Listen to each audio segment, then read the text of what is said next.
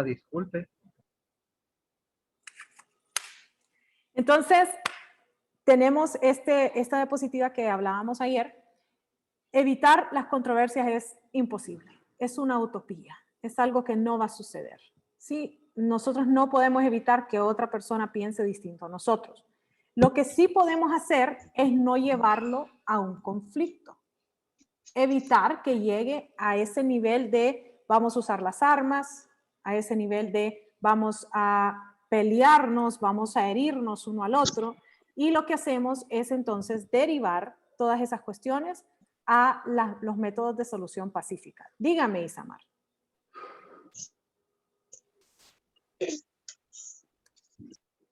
Hola, buenas noches, Isamar. No. Ok. Entonces, ese es el primer punto de vista de lo que vimos ayer, de que existen las controversias, no podemos evitarlas, pero lo que sí podemos evitar es el conflicto, es llevarlo a un conflicto. Y la segunda cosa que mirábamos ayer era qué era la paz. Y dijimos que al principio era un pacto que hacíamos con los romanos de que yo no te iba a hacer la guerra a ti si tú no me haces la guerra a mí. O sea, es un pacto bastante sencillo, ¿no? Es un pacto que lo que hace es ponernos de acuerdo en no herirnos uno al otro. Ese pacto era usualmente firmado, o sea que no era solo de palabras, sino que ya estábamos hablando de algo legal, algo constituido, y era conocido como la paz romana o la pax romana. Hoy en día nosotros conocemos ciertos autores que nos hablan de la paz americana o la pax americana, que así como Roma era la superpotencia en su tiempo, pues Estados Unidos es la superpotencia actualmente, y si ellos deciden hacer uso de la guerra en contra suyo, ellos van a encontrar la manera de hacerlo, ¿no? Esa es la teoría que existe de los que apoyan la paz americana, la teoría. Entonces, ese era lo primero, era un pacto que hacíamos con los romanos. La segunda definición era un periodo sin guerra, ¿sí? O sea, la ausencia de la guerra. Pero sabemos que a nivel mundial es raro que haya existido un periodo donde simplemente no han existido conflictos bélicos, armados, donde hay muertos. Entonces, es muy difícil decir que no ha habido guerra. Pero aún sin haber guerra, nosotros vivimos algo aquí en Honduras, que es que no tenemos estabilidad.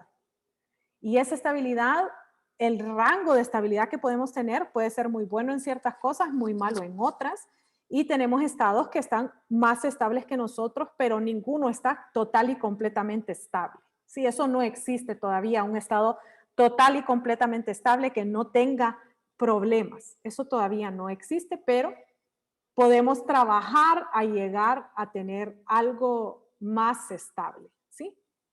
Entonces eso hablábamos ayer, no sé si tienen preguntas sobre esto que platicábamos ayer. No. Ok. Entonces el día de hoy vamos a hablar acerca de cuáles son los tipos de controversias legales. O sea, ya no vamos a hablar acerca de las controversias que no podemos realmente dirimir con la ley, sino que vamos a hablar acerca de las controversias que sí tienen que ver con la ley. Para las controversias legales existen dos. Existe la controversia jurídica y existe la controversia política. Esas son las dos que existen, desde el punto de vista legal, desde el punto de vista de un abogado. ¿Cuál es la diferencia entre la jurídica y la política? ¿Tienen alguna idea? ¿Alguien me quiere ayudar y decirme qué se les viene a la mente cuando yo les digo controversias legales, jurídicas y políticas? A ver si alguien me ayuda. Quizás abogadas jurídicas cuando son determinadas por un juez y políticas mediante el acto político, ¿verdad? Sí, tiene mucho que ver con lo que nos dice Rommel, quiénes son las partes que pueden actuar en esas instancias. ¿Alguien más tiene algo que quiera agregar mientras yo tomo cafecito y me acabo de despertar? A ver, ¿alguien? Pues yo, Dalila, pues en la parte jurídica, abogada, me imagino así como conflicto de leyes. Y en cuanto a la parte política, en cuanto a conflicto de ideología. Muy interesante. Conflicto de ideología versus conflicto de ley. Y cuando hay un conflicto de ideología, ¿qué podemos hacer con la ley? Porque ahí son conflictos legales, controversias legales, les dice ahí. Entonces, ¿qué queremos hacer cuando hay esas pugnas ideológicas? ¿Qué queremos hacer con la ley? Buscar la paz, abogada, y reglamentar lo que hemos estado hablando políticamente. Ahí Rommel me dijo algo bien especial. Dígame, Leonel, vamos a crear nuevas cosas. Dígame, Leonel.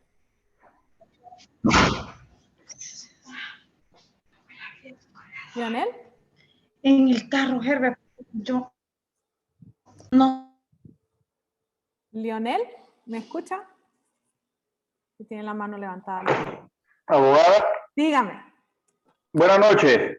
Buenas noches. Un juicio así, una controversia podría surgir en el poder judicial, ¿va? Una controversia jurídica.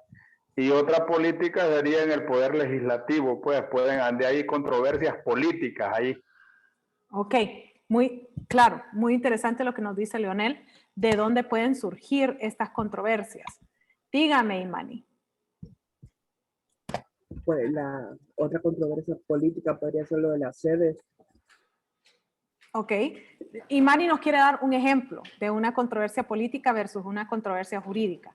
Entonces Imani nos dice, en cierto punto de vista, las sedes en algún momento fueron controversias políticas, ahora ya existe la ley, entonces sería controversia jurídica. Y me levantó la mano Jairo también y con él concluimos para dar una explicación de las dos. Díganos, Jairo. En realidad no quedaríamos. Sí, solo mencionar que las controversias políticas son aquellas que existen entre esas mismas partes, y digo las partes de los diplomáticos, de los mismos políticos. Esa serie de pugnas ideológicas, como mencionó la compañera, y unos de acuerdo, por ejemplo, en el caso de las sedes, posiblemente no todos los políticos están de acuerdo. Ellos pueden crear controversia, unos están a favor, otros no. En el aspecto legal, tiene que ver con toda la estructura orgánica. Entonces, ¿qué facilita a las partes en la parte legal? Si en la parte legal, ya me confundí. No, dele, va bien. Me dijo, las políticas sí, tienen esa pugna ideológica, puede ser inclusive pugna económica, puntos de vista diferentes de la educación, de la salud, ¿sí? Entonces íbamos bien. Y después me dijo las jurídicas que son legales. Ajá, cuénteme de esas. Sí, en la parte, tiene que ver con toda la estructura orgánica en la legislación que tenemos en el país. Por ejemplo, la controversia que existió con el nuevo Código Penal. ¿Verdad? Esa puede ser una controversia legal. Ok, entonces... Y digo una controversia con el Código Penal porque hay quienes, incluso los políticos, están formando parte de esto, abogados, sociedad civil, es decir, todos los grupos organizados en el país. Algunos sí están de acuerdo, otros no están de acuerdo. De repente con algunas medidas, con algunas penas, con algunos artículos que favorecen, ¿ya? Bueno, ¿cuál es el término legal? Sí, disminuyen las penas, pues en algún sentido. Entonces, algunos pueden entrar en controversia en esta parte legal del nuevo Código Penal. Sí, y han habido muchas cosas que por lo menos en un momento teníamos ahí una definición de lo que era corrupción en ese nuevo código y ahora no existe, ¿verdad? Porque obviamente es que es lo más lógico del mundo. Yo no voy a hacer algo que va en contra de mis intereses, ¿verdad? Al final del día, ellos mismos no van a legislar porque los juzguen a ellos. Al menos ese es el punto de vista de muchos comentaristas. Entonces, vamos a hablar acerca de estos dos tipos de controversias legales. Empezamos con las controversias jurídicas, que lo que hacen es aplicar o interpretar el derecho que ya existe, ¿Sí? Eso es lo que nosotros hacemos adentro del Poder Judicial. El Poder Judicial no se pone a inventar un nuevo código. El Poder Judicial aplica el código que existe. Igual sucede en el nivel internacional. La Corte Internacional de Justicia aplica los códigos vigentes. Ellos no se ponen a inventar qué es la nueva ley o qué es lo que van a aplicar. Ellos aplican las cosas que ya existen, ¿sí? Lo que ya está vigente, consensuado entre las partes. Y luego salen las controversias legales políticas y esas lo que buscan es crear o modificar un derecho que ya existe.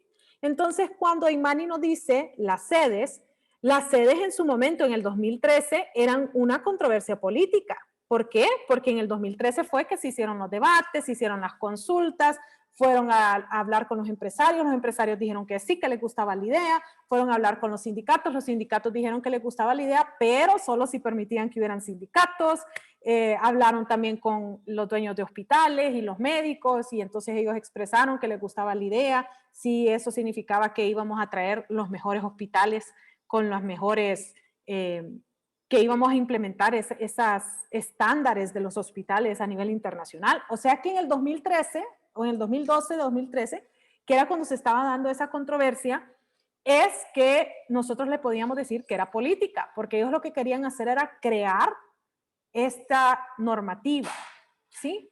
Muy diferente a lo que tenemos ahora. Hoy en día nosotros lo que tenemos es una controversia jurídica.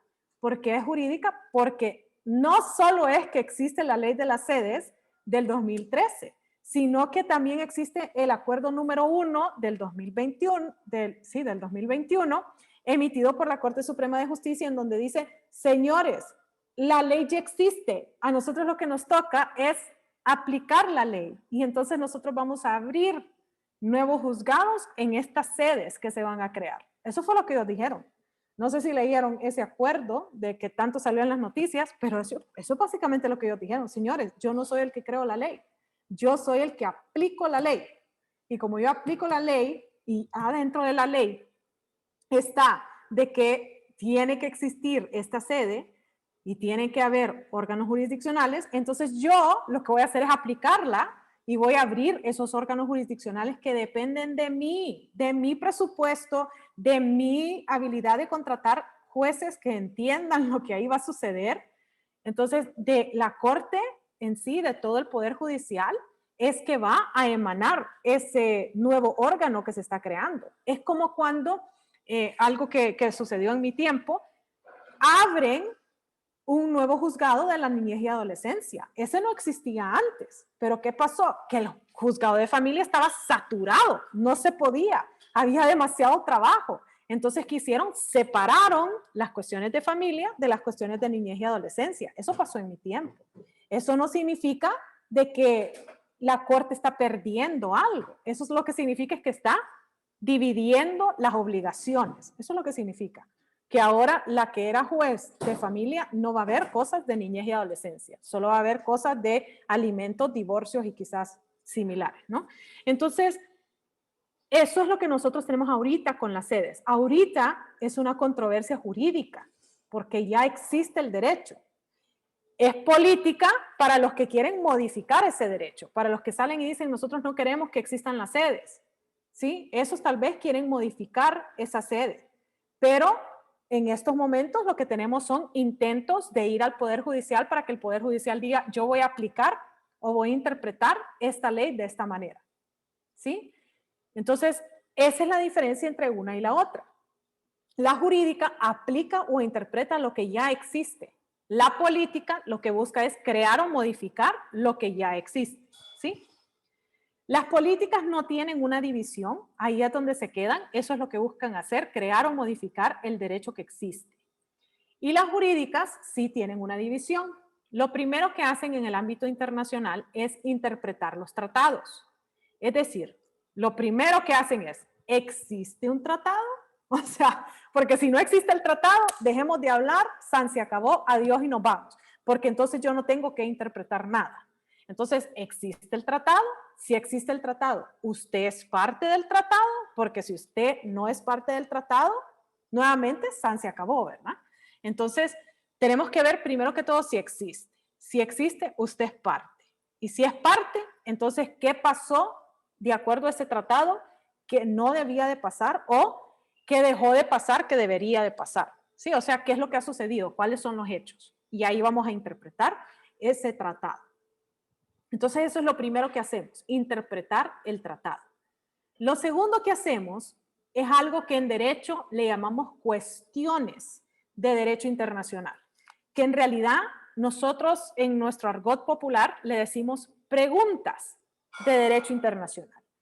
Si ustedes recuerdan su derecho internacional público 1, existe una oficina que se llama la Oficina de Asuntos Legales de las Naciones Unidas. Se llama OLA, así es como esas son sus siglas, OLA, OLA. OLA es un departamento en donde los estados pueden llegar y hacer una consulta, hacer una cuestión, así se llama literalmente, donde yo voy y le digo, señores de la oficina legal, ¿usted cree que si esto llega a suceder puedan haber repercusiones? ¿O usted cree que lo que nosotros hicimos está en contra de la ley? ¿O usted cree? O sea que le estamos pidiendo una opinión. Eso es lo que hacemos con las cuestiones del derecho internacional. Entonces, estas cuestiones de derecho internacional a nivel de Naciones Unidas las puede manejar la Oficina de Asuntos Legales, la puede manejar también la Corte Internacional de Justicia, las puede manejar en la OEA, por ejemplo, la puede manejar la Corte Interamericana de Derechos Humanos, en donde nosotros vamos y le hemos denominado en la Corte Interamericana opiniones consultivas. Dígame, Jairo.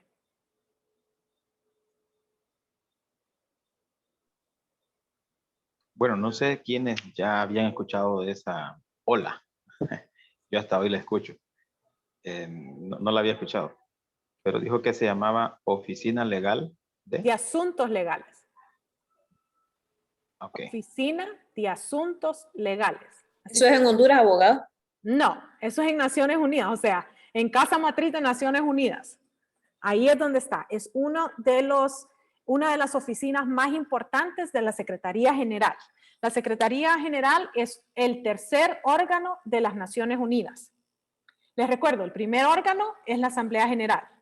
El segundo órgano es el Consejo de Seguridad. El tercer órgano es la Secretaría General. Los tres, cada uno tiene su color, cada uno tiene su manera de estructurarse, sus diferentes características. La Secretaría General tiene una infinidad de oficinas y una de las que más nos importa a nosotros los abogados es la oficina que se llama OLA, Oficina de Asuntos Legales, y se le llama OLA por sus siglas en inglés.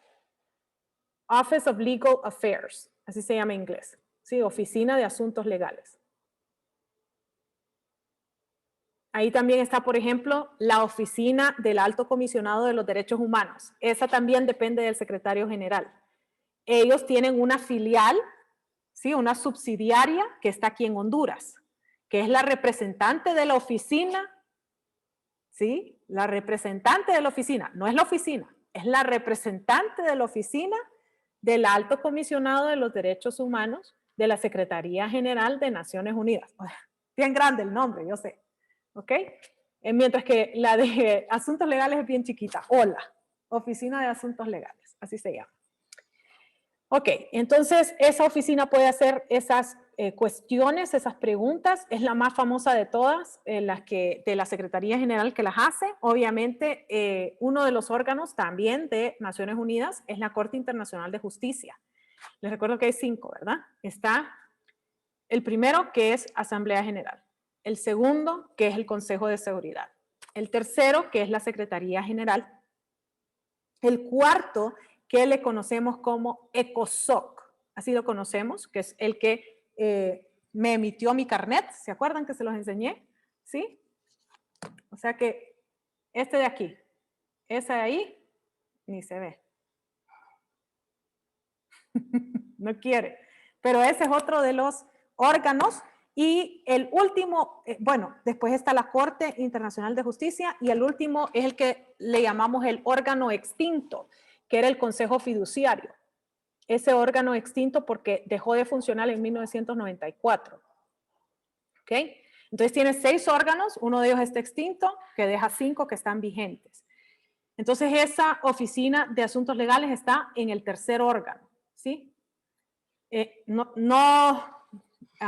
Vamos a ver, voy a buscar en mis archivos a ver si puedo encontrarles el organigrama de cada uno de los órganos, porque eso también es fascinante, que ustedes lo miren, lo enorme que es Naciones Unidas. Es que es enorme. Es interesante, abogada. Es increíblemente grande. Yo eso se los hago estudiar en Derecho Internacional Público 1. Dígame, Imani. También la Corte Interamericana de Derechos Humanos también es un órgano internacional. Sí, pero esa depende de la OEA. Esa no depende de la ONU. La Corte Interamericana de Derechos Humanos depende de la OEA. Es interamericana. Entonces depende de la OEA, no depende de la ONU.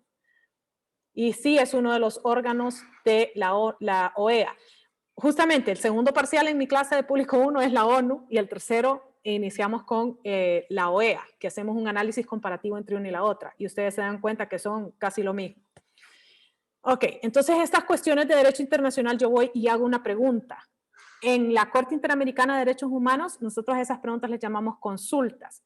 Cuando esas preguntas se las hacemos a la Corte Suprema de Justicia de Honduras, que también se las hacemos, les pedimos una opinión que tiene que ser dada o tiene que ser emitida por medio de un dictamen.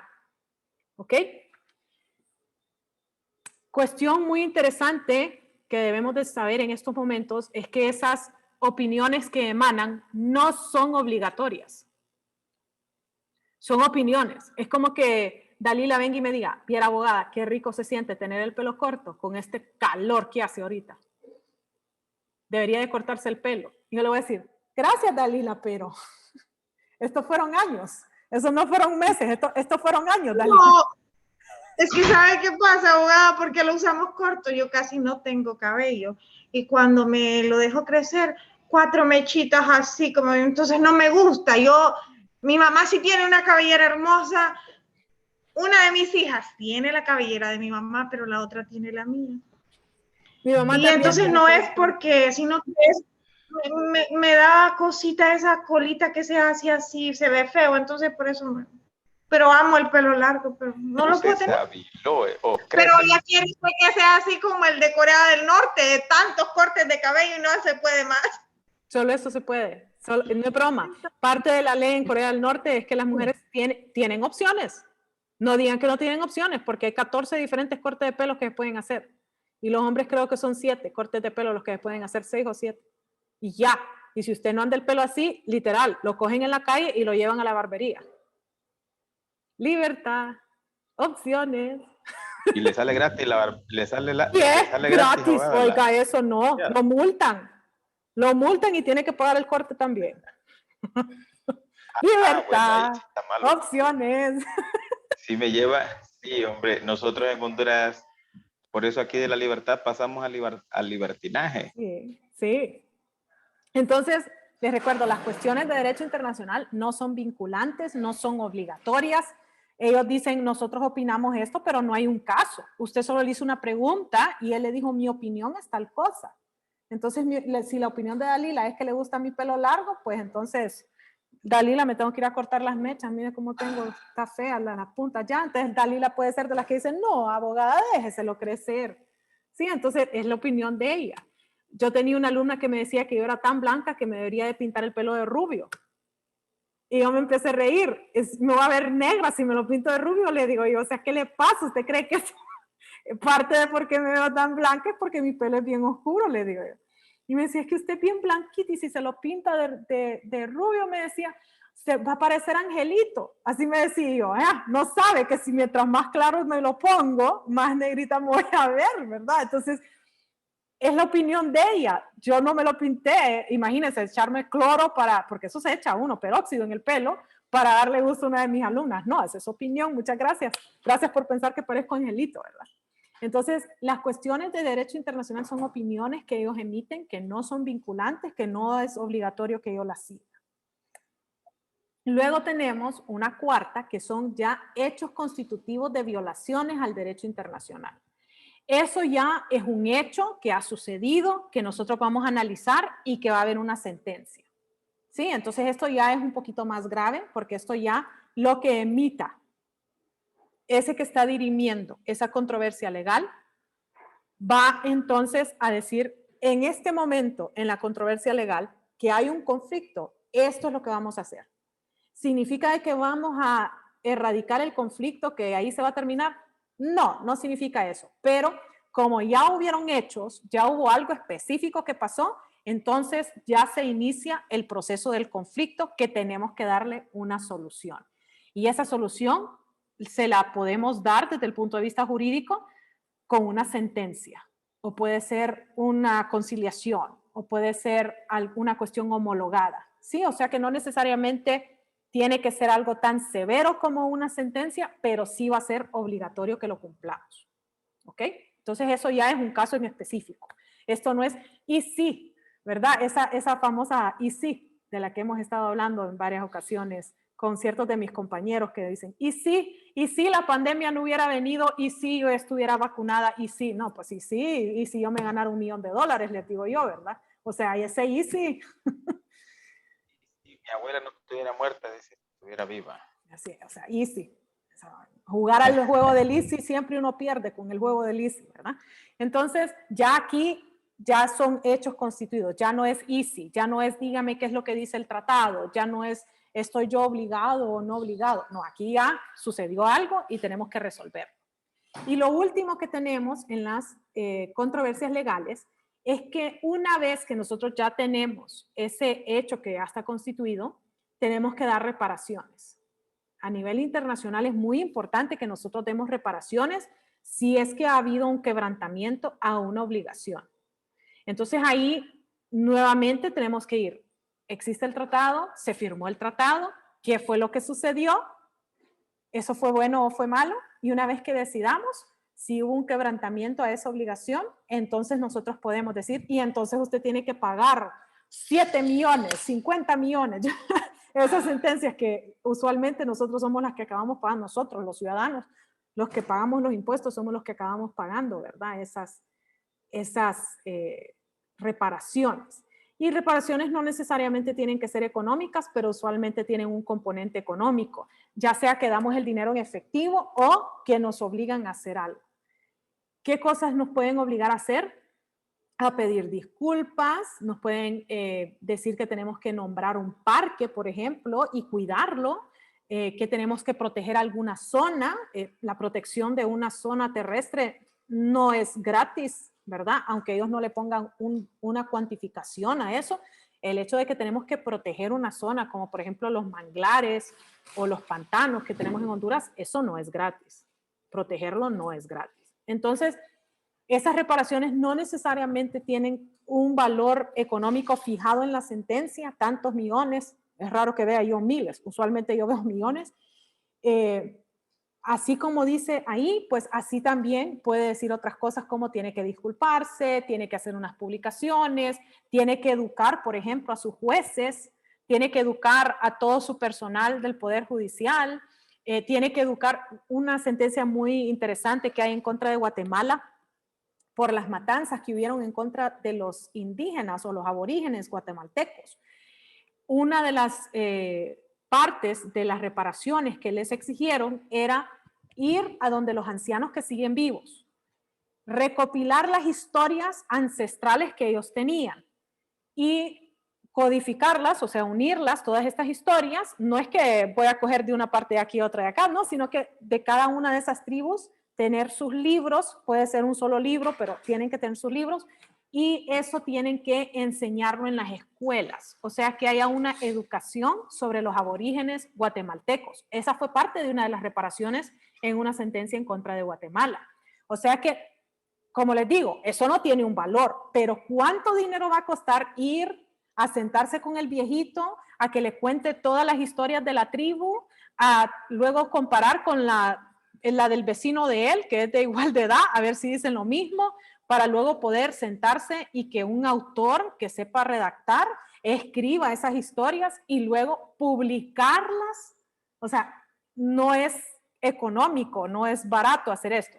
Entonces, aunque no salga valor específico en la sentencia, usualmente tiene un componente económico esa reparación.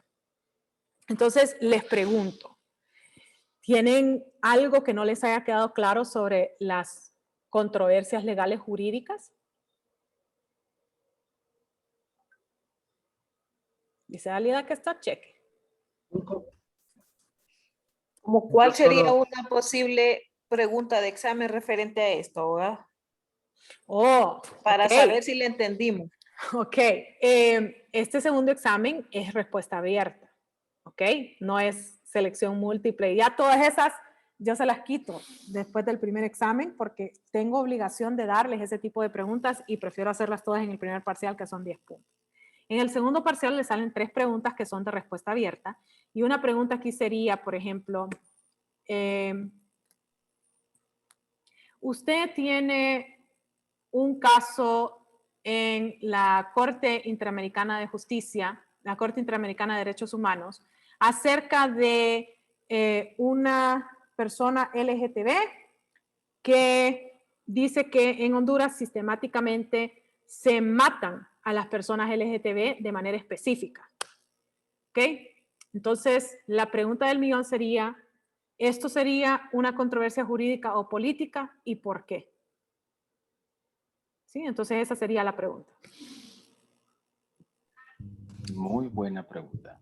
Sería una cuestión de constitutivo de violaciones de derechos humanos, Ajá. pero no parece acá. Constitutiva, hechos O constitutivos. reparaciones por quebrantamiento de una obligación que ha adquirido el Estado, ¿va, abogada? Entonces ahí la pregunta sería, bueno, la respuesta a eso sería, es un conflicto, dicho sea de paso, miren qué bonita esa pregunta, porque esa pregunta usted la puede contestar, que es una controversia legal jurídica o que es una controversia legal política. Y le voy a explicar por qué. Es una controversia legal jurídica si usted cree que podemos utilizar la Convención Americana de Derechos Humanos, en donde en su artículo 4, obviamente no espero que me hagan eso, solo les estoy explicando ya de una manera más profesional cuál sería la respuesta. Si usted cree que la Convención Americana de Derechos Humanos en su artículo 4, que dice que se le tiene que respetar el derecho a la vida a todas las personas humanas, incluye al grupo LGTB de una manera especial, entonces constituye hechos de violación, hechos violatorios en contra del derecho internacional. Y por ende se tiene que dar una reparación a toda la comunidad LGTB, así como se los planteé, ¿no? Puede entonces ser, desde ese punto de vista, una controversia legal jurídica. Pero como todas las tortillas tienen dos caras, entonces vamos a dar la respuesta de por qué es una controversia legal política. Es una controversia legal política porque Honduras no ha firmado ningún tratado internacional que proteja la vida de la comunidad LGTB. Hemos firmado tratados para proteger la vida de los seres humanos y de las personas humanas, pero no de manera específica de los grupos LGTB. Entonces, sería una controversia política si yo quiero que todo el grupo, ¡ay, qué bellos!, que todo el grupo LGTB sea el beneficiario. Y sería una controversia jurídica si yo lo que quiero es decir que esa convención americana yo lo extrapolo a que también incluya a todo el grupo LGTB. Eso ya es una opinión de maestría, señores. A ustedes les pediría, es una controversia jurídica porque existe un tratado internacional que protege la vida, esta vida se violó y tenemos que dar reparaciones. O es una controversia política porque nosotros no hemos firmado, no nos hemos obligado a respetar al grupo en sí de los LGTB. ¿Sí? Entonces, esa sería respuesta de pregrado. Ya respuesta de maestría, ahí sí les esperaría que me hagan una disertación de cómo ustedes aplicarían esta controversia jurídica desde el punto de vista de la convención o cómo ustedes dirían que tenemos la obligación de firmar, o sea, crear un derecho que no es vigente para Honduras al firmar el tratado, ¿es tratado o es convención? Ya ni me acuerdo. En contra de todas las formas de discriminación. Ese es uno de los más nuevos en la OEA. ¿Es una convención? Esas son todas las controversias políticas, abogadas, legales políticas. Solamente esa, buscar, crear, modificar derecho vigente, no más esa. Solo esas, las que quieren crear y modificar el derecho. Si ellas quieren crear o modificar el derecho, es política. Si ellas lo que quieren es interpretar lo que ya existe, entonces es jurídica. Las sedes son políticas. Son jurídicas, ya existe la ley. Tenemos que aplicarla o interpretarla, a menos de que usted sea de la oposición y diga Barquero, que renunció ayer, dicho sea de paso, y entonces ahora está con Narrala, ¿verdad? Y entonces que diga Barquero, yo lo que quiero es modificarla. Dicho sea de paso, he escuchado algo bien interesante, que lo único que quieren modificar de esa ley de las sedes es el artículo 28, que es donde hablan acerca de la expropiación. Según he estado leyendo, esa es la opinión de muchos, que lo único que se tiene que hacer es quitar el artículo 28, en el resto estamos bien. Para que se fijen de ¿Qué que dirá el artículo 28? el artículo 28 es la expropiación. El artículo dice que puede expropiar el Estado para beneficiar a la sede a cualquiera que se oponga y patitas para su casa, esté en su casa, pero patitas para afuera, agarre su maletita porque aquí va a ser una sede. Miren, ve, vamos a Con hacer el algo. justiprecio de su terreno. Claro que sí. Oh, no, si no, no es expropiación. Espérense, aquí tengo, vamos a ver, ¿dónde está? Aquí está, sedes. Compártanos esa ley. Muchachos, eso está tan fácil encontrarlo. Eso sí que no es difícil encontrar. Sí, todo el Eso mundo y el habla de acuerdo. Les creería que me dijeran compártame cosas de la ONU, que esas sí a veces son bastante difíciles de encontrar por la cantidad de información. Pero estas se las comparto, pero créanme que no es difícil encontrarla. Ok, aquí está la ley de las sedes. Vamos a hide sidebar para que podamos ver aún mejor. El artículo 28, vámonos, que está casi abajo. 13.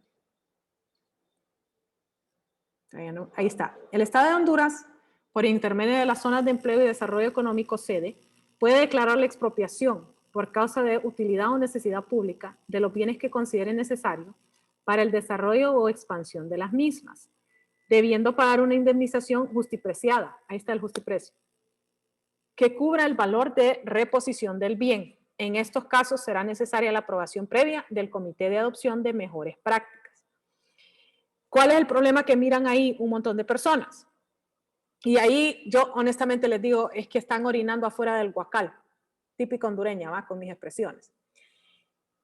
Cuando ustedes les dicen que a ustedes los van a indemnizar con el justiprecio que cubre el valor de reponer el bien que usted ya tiene, y usted lo que tiene es una casa de 4 palos con lámina de zinc, ¿cuánto vale eso en comparación al hotel que van a desarrollar?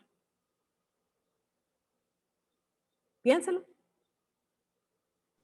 Una puerta. Si uno no se quiere salir de un lugar y es su casa y no la quiere vender, le pueden ofrecer lo que sea y si uno no quiere, uno debe tener el derecho a quedarse. Okay. Entonces, que el Estado prácticamente se tome la atribución de sacarlo independientemente de lo que me den. Si yo no me quiero salir de un lugar, ahí está la película aquella del señor aquel con los globitos, que no importa lo que le ofrecían, él no se quiere salir. Él no se quiere salir. Si yo quiero estar en mi casa, a mí no me importa lo que me ofrezcan. Si yo no me quiero salir de acá, yo tengo el derecho y me asiste el derecho a no venderla. O sea, el hecho de que digan de que me van a expropiar, ahí sí ya no. O sea, yo de mi casa no me salgo. A mí que me maten, pero yo de mi casa no me salgo independientemente de lo que me ofrezcan, pues. Ok. Algo muy interesante de lo que dijo Cristian. ¿El derecho le asiste a que usted dé el reclamo? Sí. ¿El derecho le asiste a no salirse de su casa? No. ¿El derecho solo existe en la sede de que la puede sacar el Estado? No.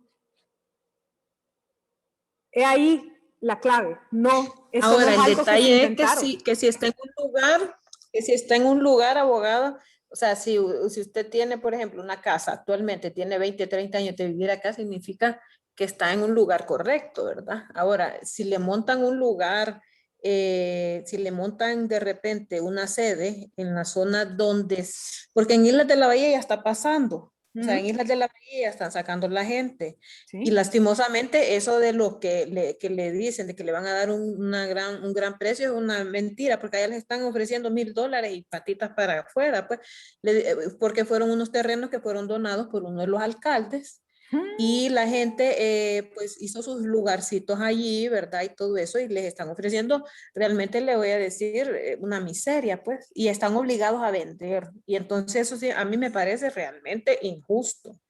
Okay. Miren qué interesante. Abogada, Dígame. Eso también se da cuando se construyen carreteras. Vaya, por ejemplo, todos vimos ahorita en la ampliación del tramo carretero que está por Las Flores y Las Mercedes. Habían construcciones antiguas.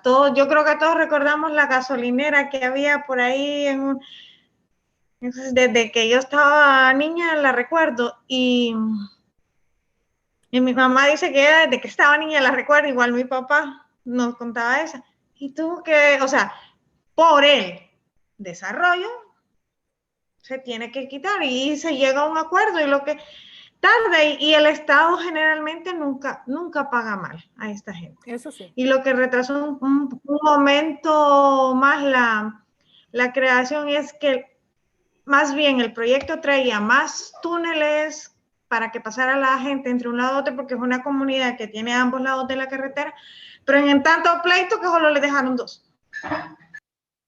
Okay, entonces eso sucede. Dígame, Iris. Ahora, bueno, aquí en este tema yo no estoy tan empapada, ¿verdad?, en cuanto a lo de las sedes, pero sí he visto a través de los medios de comunicación cierta información que no deja de llamar la atención con respecto más que todo a las sedes que se van a ubicar en las islas de la bahía. No sé, parece que hay un tratado con Inglaterra o con Reino Unido con respecto a que, no sé si las islas de la bahía era colonia de Inglaterra o algo así. Y mencionaron, incluso hay varios abogados que han mencionado acerca de un convenio que las islas de la bahía no se iban a utilizar para otro fin que no fuera para los ciudadanos hondureños, y que por eso había dejado de ser algo así como colonia de parte del reinado de la señora esta Isabel. No sé si ando perdida o entendí mal la noticia, pero sí miré que podían haber algunas complicaciones con respecto al derecho internacional. No sé si dieron mal la información, pero sí era relacionada con eso de las sedes. Incluso le podía buscar la noticia y compartirla ahí en el grupo. Ok. Tantas cosas. Primero, ¿dónde sale la expropiación? ¿De dónde es que nosotros realmente podemos decir que existe el derecho del Estado a expropiarlo? De la Constitución. Es que a mí por eso es que les digo, ese derecho constitucional para mí deberían de ser mínimo 2 clases y de 4 unidades, no de 3.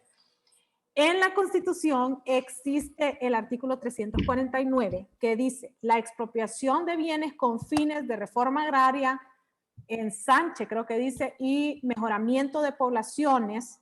Hello, mejoramiento de población, eso significa recurso económico, señores, o con cualquier otro propósito, creo que dice de interés nacional, que determina la ley, puede hacerse con una indemnización justa y preciada. O sea que desde la Constitución sale la expropiación, desde ahí sale la expropiación.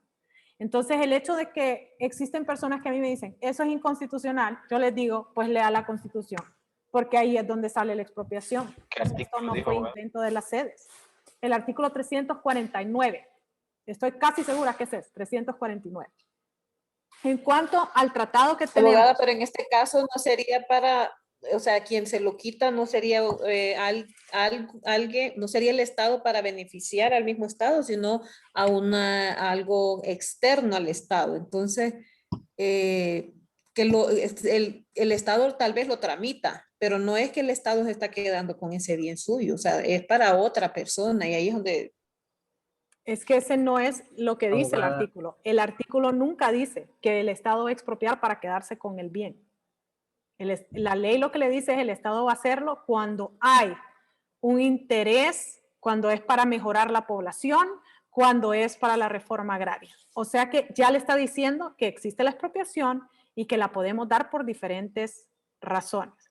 Yo sé que varios de ustedes tienen clase, así que se pueden retirar, no tengan problema, pero si quieren seguir hablando de esto, o sea, el tema es fascinante. El tema tiene varias dimensiones. Existe un tratado entre Honduras y bueno, no es ni siquiera el Reino Unido, sino que es Gran Bretaña, si no me equivoco. Tenemos un tratado, sí, es cierto, existe un tratado. En 1760 y algo, ellos evacuaron las islas de Bahía, ¿sí? O sea, los británicos evacuaron las islas de la Bahía. ¿Qué sucedió y por qué fue que ellos evacuaron? Porque nosotros hicimos ciertas acciones con ellos que nos dejaban entender que nosotros deberíamos de tener posesión de esas islas. Muy interesantemente, porque si usted coge las cordilleras que tiene Honduras, las islas de la Bahía son parte de una cordillera que está en territorio hondureño. Entonces, es una historia bastante fascinante, que era lo que estaban haciendo, empezando también porque los británicos querían traficar esclavos por medio de las islas de la Bahía y la esclavitud ya era ilegal en Honduras. Entonces, tiene varias dimensiones eso. O sea, créanme que es mucha riqueza histórica la que tenemos ahí. Entonces, en realidad, lo que muchas personas hablan acerca del artículo 28 es acerca del justiprecio. Eso es lo que no les gusta. Eso que les dice Cristian, solo me van a dar $1,000 por mi casa. Y la gente queda viendo y le dice, pero es que su casa son 4 palos. Y la respuesta es, pero mi emoción, ¿sí? Mi corazón está aquí en esta casa. Y luego traen un ingeniero y le levantan el acta y le dicen, me costó más el ingeniero de lo que cuesta su casa. Literal, eso está pasando ahorita en Islas de la Bahía. Le cuesta más el ingeniero que le hace el justiprecio que lo que vale su casa. Qué difícil, ¿verdad? Qué difícil llegar a esa situación, a ese momento de lo que a mi papá, lo que a mi abuelo, lo que a mí me ha costado, económicamente no vale nada. Vale $1,000, vale 3,000 empiras. ¿Sí? Abogada, disculpe que le interrumpa, abogada. Voy a salir porque voy para la otra clase, no abogada. Se preocupe, no se preocupe. Buenas noches, compañeros y abogadas. Bueno, señores, si Buenas noches, abogada. quieren hablar sobre esto, no se preocupen, que tenemos bastante tiempo para hacerlo. Es fascinante el tema, sí les recomiendo. Ahorita les voy a mandar al chat las 2 leyes, bueno, la ley y el acuerdo para que lo tengan. Por favor, abogada, porque Sí. fíjese que la estaba buscando y no Ya se las mando, no se me preocupen. aparece, pero a la hora de quererla descargar, fíjese que no me da la opción. No se preocupen, Solamente me ahorita se manda las aquí y me dice que con la sede. Es el nuevo Ahorita Hong se Kong las en mando. Honduras. Ahorita se las mando, no se Buenas preocupen. noches a todos. Bueno, que tengan buenas noches, muchachos. Igualmente. Buenas noches.